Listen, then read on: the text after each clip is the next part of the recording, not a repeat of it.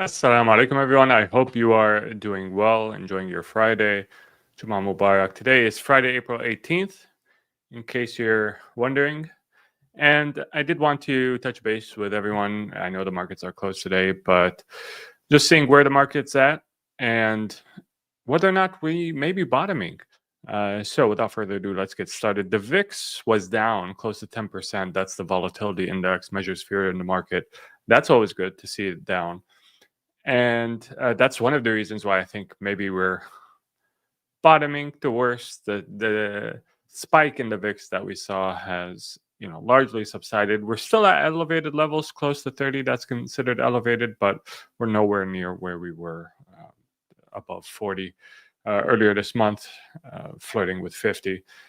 The U.S. 10-year, that's up to 4.33. The dollar index is down. The dollar continues to lose purchasing power, now below 100. Russell was in the green. The Dow Jones was down 1%. S&P up 0.13%. And the NASDAQ was exactly flat on the day. So the capitulation has kind of stopped. We're kind of making a bottom here on basically everything, whether it's the index, the VIX. It does seem like we are establishing a base, and hopefully from that base we can get a rebound. Tesla's at 241. We get earnings next week. Bitdeer is up a bit. Iron is up a bit. We'll talk about that later. And what you see on the screen right now, that's gold. Gold continues to go bonkers.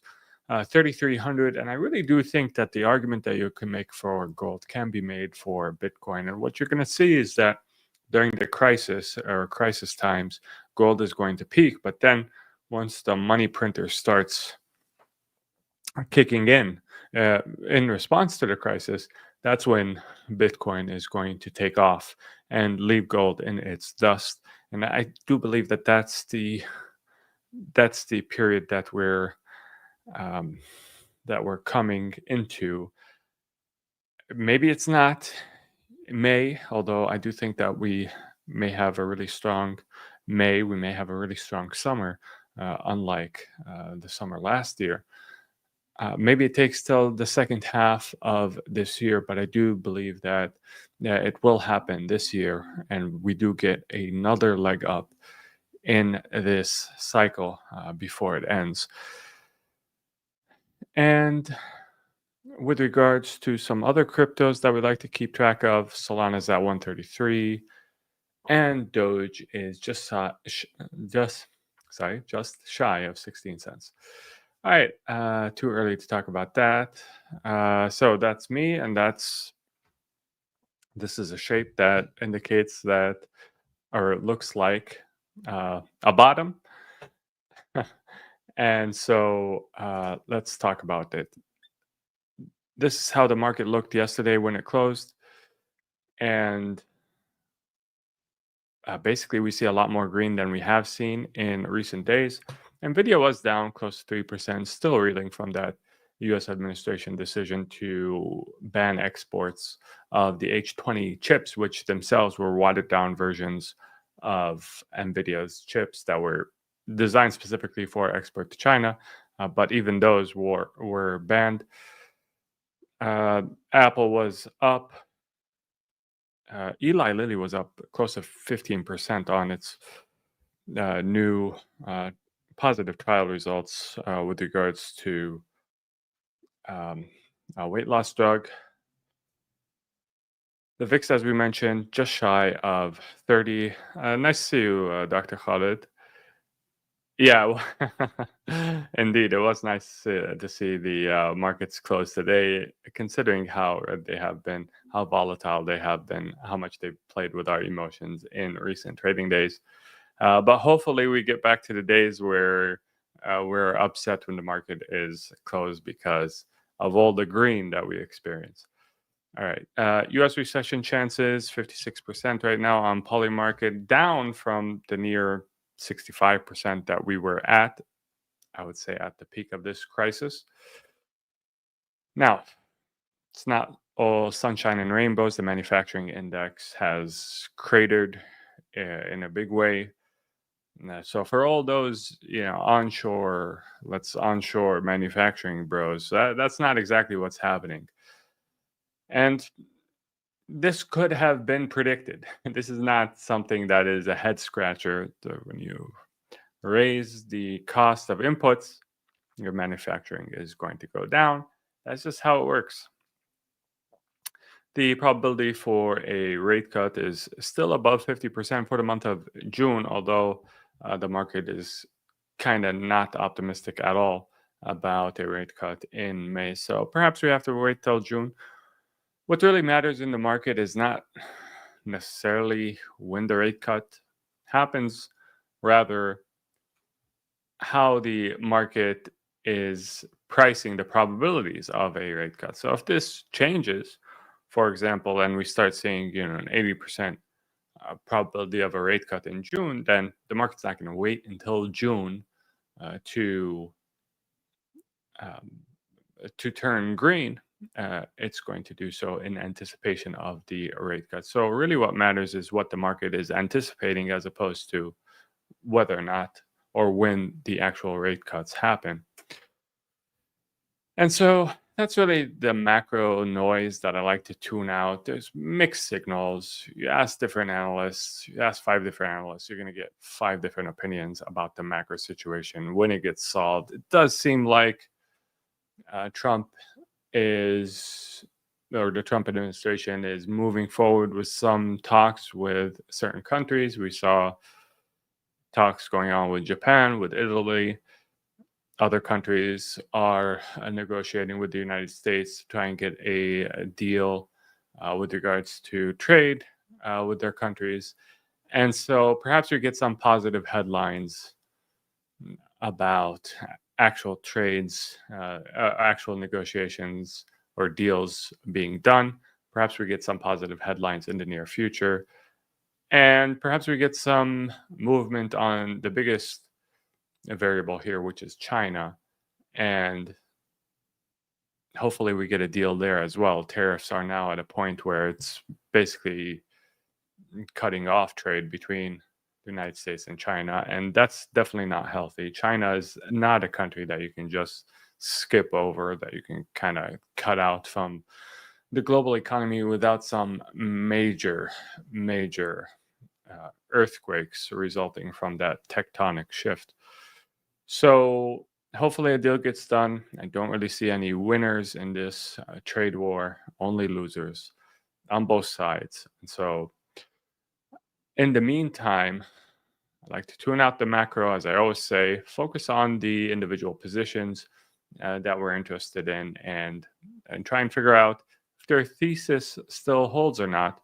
And if they do, then I'm going to take the volatility, the nervousness in the markets as an opportunity to load up my bags even more.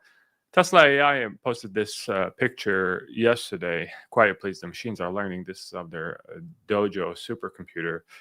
And I really do think that Tesla, because there has been a lot of talk about NVIDIA perhaps encroaching on some of the businesses of Tesla.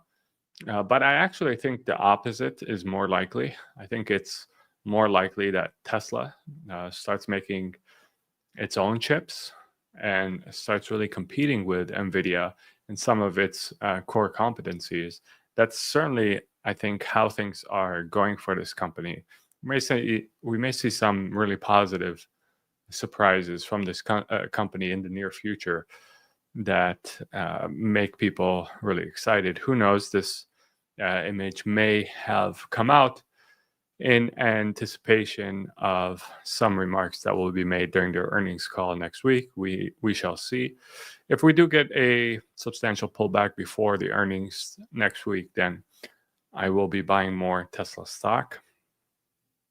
I have mentioned this before on our lives this week, but the stars are really aligning for Bitcoin, whether it's liquidity conditions, gold prices, gold to Bitcoin ratio.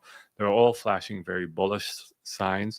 The only thing left is consumer sentiment, which is at all-time lows. But I actually think that, so if you look historically, that's what was needed for consumer sentiment improving, was needed for something like Bitcoin to take off. But I actually think that it may be less of a factor this time around, with uh, stocks not being that attractive, treasuries not being that attractive, obviously the dollar losing purchasing power all the time.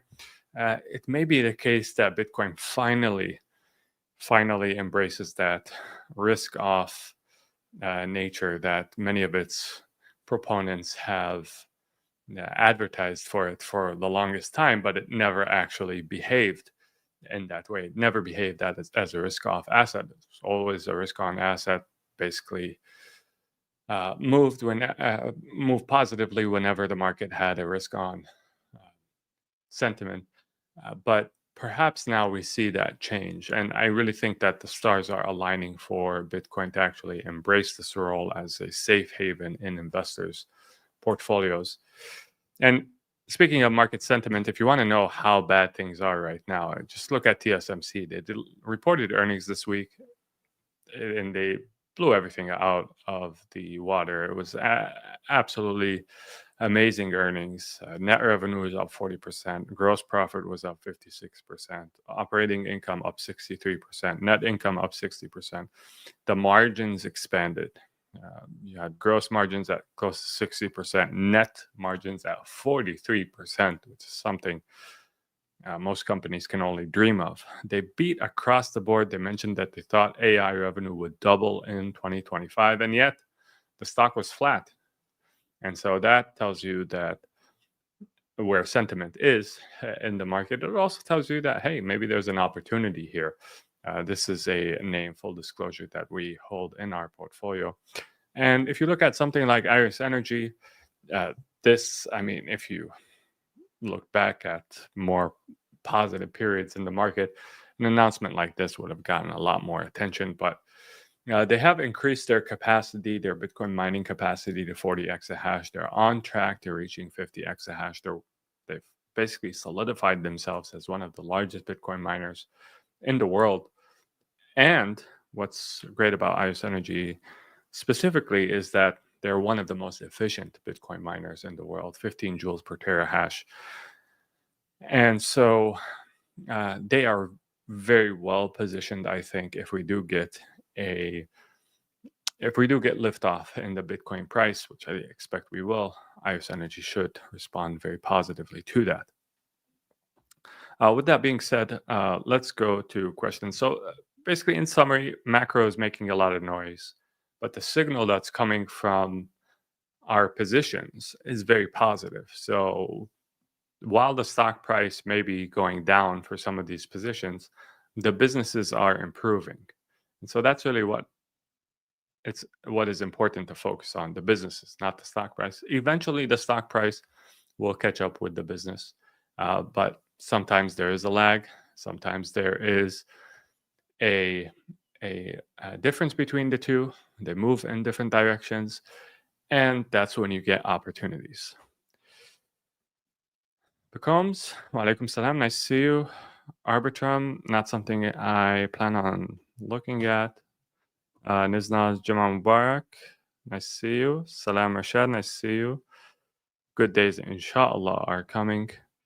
Dildar says, Salam, for the members that joined recently, can you hold a session reviewing the PIF system? Sure, inshallah.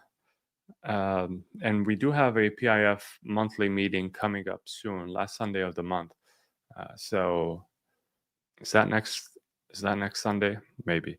But there should be additional onboarding material that is released to new members soon as well. Happy that you joined us, and make sure to enjoy your weekend. Leave a like if you enjoyed this live, and until next time, make sure to take care of yourself. Assalamu alaikum, and peace be upon you all.